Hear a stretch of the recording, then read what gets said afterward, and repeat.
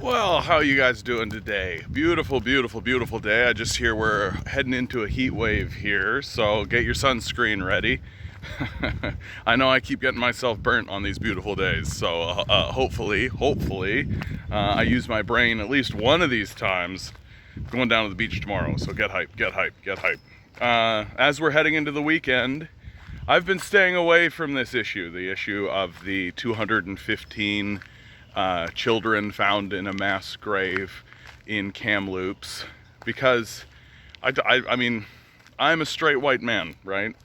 What credibility do I have commenting on this incredibly egregious genocide that we're committing against the First Nations people? My preference would be to allow the First Nations people to speak, and for us as a people to just listen to them. Unfortunately, it seems as though anytime the media attempts to go talk to First Nations people, we make an idiot out of ourselves, because we pretend as though, oh well, this genocide happened so long in the past, and oh, it's such a oh, that's in the history. We can move forward. And I'd like to open this video by being like, this happened like yesterday. Like this event that has occurred in Canada, historically speaking, like on the time scale of humanity, happened like yesterday, and we are doing everything we can to ignore it. We're doing everything we can to do that classic sort of liberal thing where we go, oh, that's so unfortunate anyway, and we move on with our lives, pretending as though these enormous existential wounds that exist inside of our society aren't sitting there festering beneath our national identity, and pretending as though, oh, we don't need to actually address this, we don't actually need to do anything about it, right? Like, really think about this. The residential school system in Canada ends in 1996. That's the same year that Disney releases The Hunchback of Notre Dame, right? Like, the 60s scoop, which artist Ken Monkhouse has so beautifully captured, well, while the 60s scoop was going on, at the same time the Beatles were touring America, right? like we work so hard to kind of keep the Beatles alive in our culture and all of this kind of stuff, but here's a massive event that has happened on our soil through the residential school, through events like the 60s scoop, through the ongoing and perpetuating genocide against the First Nations people, that we're just ignoring. And there's big reasons why we're just ignoring it. And there's a gigantic reason why Justin Trudeau, leader of the Liberal Party, current Prime Minister, is never going to launch a full-scale investigation into these things. But before I tell you about what that reason is, please be sure to like, share, and subscribe. Please be sure to send this around. We need support for leftist voices in the world. I have a Patreon down below. We're still part of a capitalist system. I still need money. So if you want to support leftist voices, please like, share, subscribe. So what's the big reason why Justin Trudeau is never going to launch an investigation into this? Because his father, Pierre Elliott Trudeau, right? Well, not only was he the prime minister in the 60s, during the 60s scoop, before that, right, he was the Minister of Justice. Okay? So we're talking about a fellow who absolutely would have known that this event was going on, right? Who absolutely would have, at the very least, would have been given information that, hey, by the way, the RCMP throughout the prairies are going in to First Nations families' homes and kidnapping their children and stealing them and jamming them into Catholic schools. At the very least, he would have received that information, and an investigation would, at the very least, show that Pierre Elliott Trudeau son of Justin Trudeau would have looked at those documents and gone, huh, isn't that interesting, and moved on with his life. Said nothing, done absolutely nothing to stand up for the First Nations people, done absolutely nothing to seek justice, as he was the Minister of Justice at this time. And that's the best case scenario. That's the best case scenario for Pierre Elliott Trudeau during this period of time, right? That do we believe that Pierre Elliott Trudeau, who sat and watched his own son in blackface singing Deo in front of him, would maybe have darker opinions about what should happen with the First Nations people? Well, Justin Trudeau is never going to find out, right? Or certainly he's not going to explore and investigate or put together a committee in order to put forward an investigation so that he can uncover the sins of his own father, right? That he might just look, and I mean, he might already know some deeper, darker secrets about his own father in this regard. And he's going to do everything he can because he's a good and noble son, right? Like, this is family. This is family. And so he's going to do everything he can to bury it. He's going to do everything he can to make sure that that doesn't come out. He's going to do everything he can to ensure that his father's legacy is protected, right? Wouldn't you?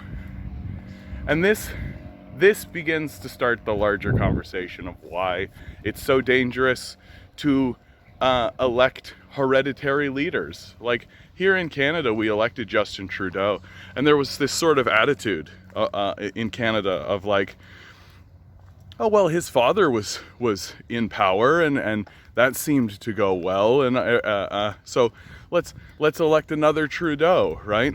People have built within them.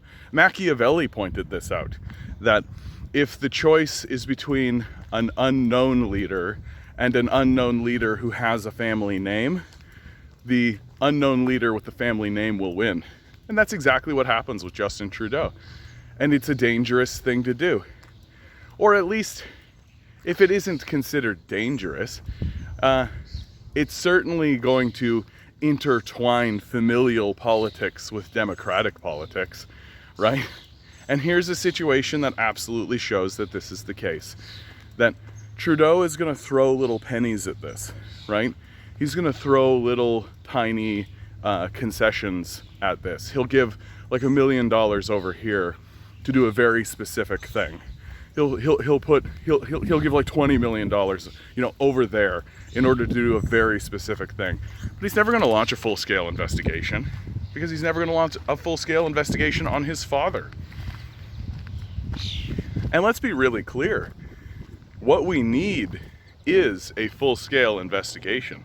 We as Canadians cannot continue to move forward pretending as though this event did not happen. Thomas Highway, who is a First Nations playwright, wrote a play called Dry Lips Ought to Move to Kapusanking.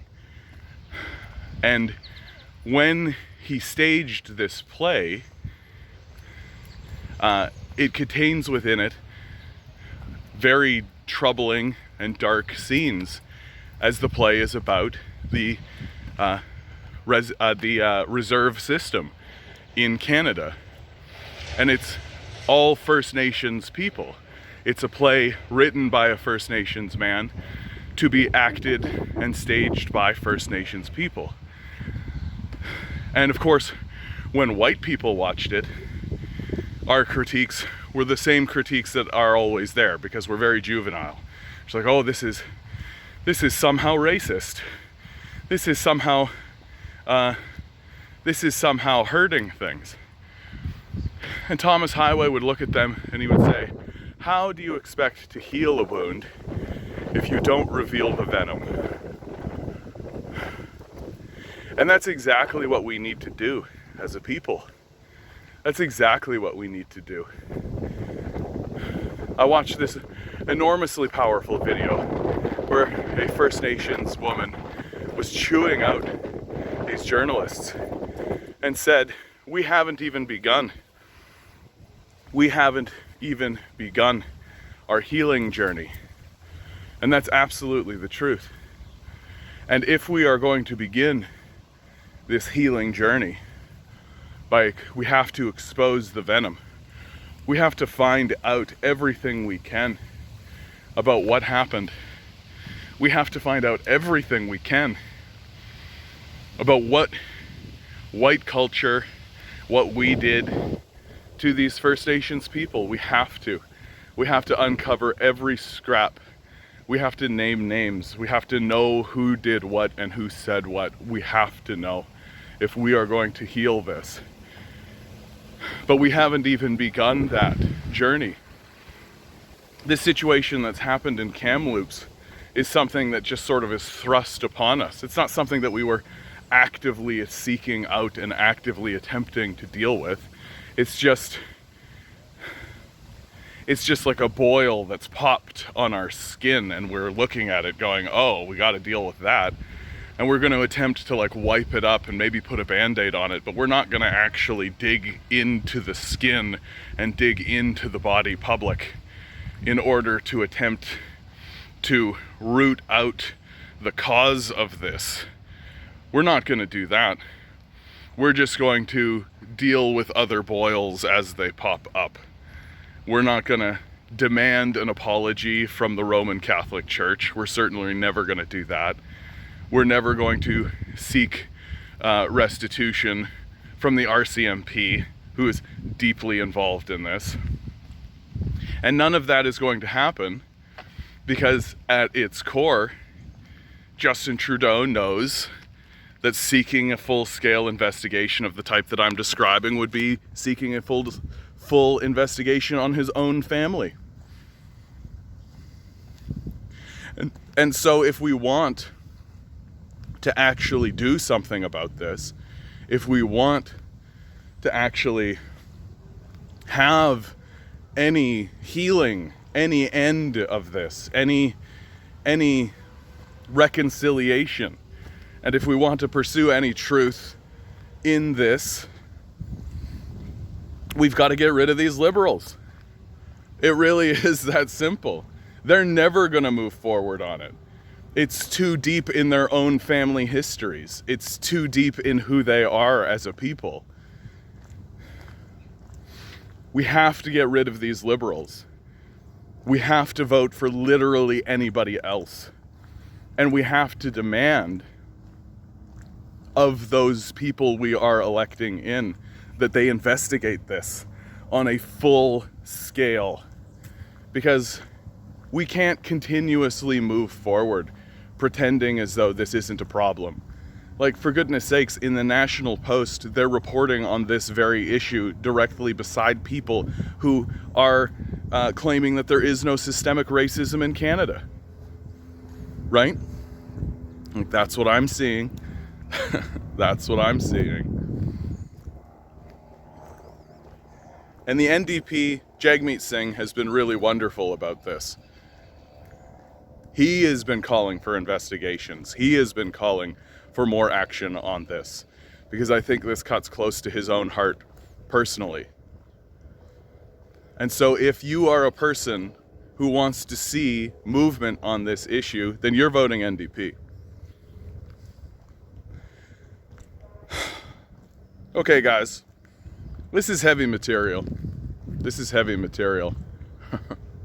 I'm gonna go home and have a drink. With all of what's happening in the world today, guys, you are doing wonderfully. It's a beautiful day. Try to go out and just enjoy the beauty of the day. You are doing the right things for yourself and for the people around you. I know you are. The billionaires gaslight you, spend billions of dollars to do it. Don't let them. Don't believe them. They're the ones that want to cover this up. They're the ones that want to pretend as though the capitalist system is not deeply entrenched and tied to the residential school system.